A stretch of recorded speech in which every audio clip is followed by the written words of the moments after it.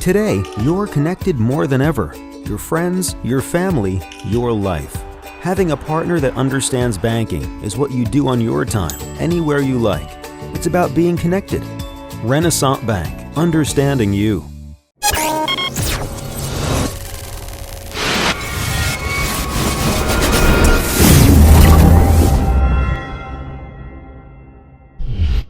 Sponsored by Renaissance Bank. Good morning, Northeast Mississippi. This is Newsbreak for Friday, January 27th. I'm Brad Locke. Thanks for joining us. You can catch Newsbreak every Monday through Friday at 7 a.m. Watch it at djournal.com, Facebook, YouTube, or the Daily Journal mobile apps for Apple and Android devices. Going to take a quick look now at news, sports, and weather on this Friday. Let's start with the weather underground forecast for today. Going to have clear skies, a high of 49 degrees, low of 31, 0% chance of rain. The 3-day outlook, Saturday, clear skies again, a high of 52, low of 32, 0% chance of rain. Sunday, partly cloudy skies, high of 51, low of 32, 10% chance of rain. And on Monday, clear skies, high of 54, low of 38, 10% chance of rain.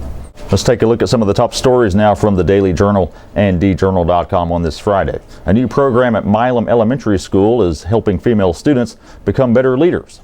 Twice every month, a group of 6th grade girls meets as part of a program called the Milam Girls Leadership Academy. All of the girls were nominated to be in the group by their classroom teachers. The idea for the academy was born at the 2016 Imagine the Possibilities Career Expo in Tupelo. Amy Tate and Milam gifted teacher Nancy Barrett began talking about the need for a girls leadership class, so they decided to start one.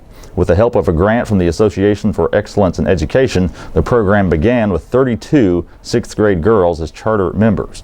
Tate, who leads the academy as a volunteer, said she wants to help the girls in the academy discover their own leadership style at an age when they might be reluctant to see themselves as leaders. The group will meet for 8 weeks, with the program culminating in a trip to the Capitol in Jackson to meet some legislators at the end of February. Tate said she hopes to expand the program to create a boys' leadership academy next year. The effort to fund infrastructure improvements in Mississippi could get a boost from a proposal passed in the legislature on Thursday.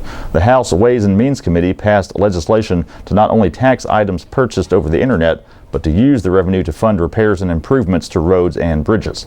The action comes on the heels of news that online retail giant Amazon will voluntarily collect the 7% tax for the state on its transactions. Tax Commissioner Herb Frierson hopes other internet companies follow Amazon's lead, and he said the Department of Revenue is putting procedures in place to convince them to do so.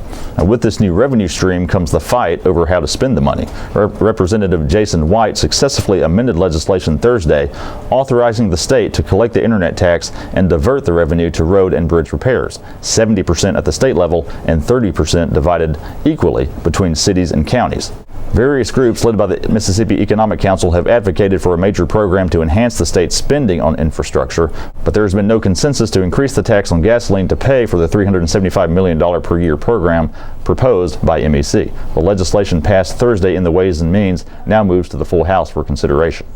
Tornado damage in South Mississippi has exacerbated blood shortages for local donation centers.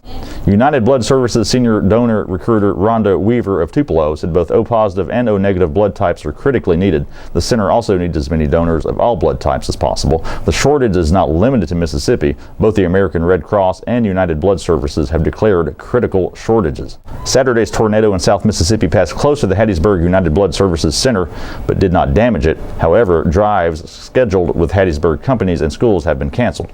The Tupelo office is the only other United Blood Services donation center in Mississippi. Donors can speed the donation process by going through the health questionnaire online on the day of their donation. Use the Fast Track link on unitedbloodservices.org. And in sports, the Saltillo Tigers are one of the hottest boys basketball teams in Northeast Mississippi. The Tigers have won 11 consecutive games and sit atop Division II 5A thanks to wins against New Hope, West Point, and Oxford. A big reason for the recent success is the return of point guard Julian Warren. The junior missed the first half of the season with a leg injury he suffered playing football. In the 10 games he's been back, Warren is averaging 14 points and 11 assists. He scored 25 in last Friday's win over Oxford. Saltillo coach Craig Lauderdale said having Warren back in the lineup takes pressure off other players and allows them to play their game. A big beneficiary of Warren's return has been forward Javen Humphrey, who's averaging 20.5 points, and 12 rebounds per game. The Tigers are back on the floor tonight to play New Hope. That's it for Newsbreak on this Friday. We do want to remind you to check out a couple of podcasts we produce here at the Daily Journal. The Memo, all things Northeast Mississippi, news and entertainment every Wednesday and Friday. You can find episodes in iTunes, your podcast apps, or at memo.djournal.com. Be sure to check out today's episode with myself and guest co-host M. Scott Morris, who also offers his review of the latest M. Night Shyamalan film. Also, Jenda Parsons joins us to talk food, and Derek Russell comes on to talk about what's happening in the local entertainment scene this weekend. Also, double coverage, Ole Miss and Mississippi State Sports Talk with Parrish Alford and Logan Lowry. This week's episode delayed. It will show up today, so look for it in iTunes, your podcast apps, or at doublecoverage.djournal.com. All the stories I talked about today you can find in your daily journal and at djournal.com. We're on Twitter at djournalnow. Also, check out our Facebook page.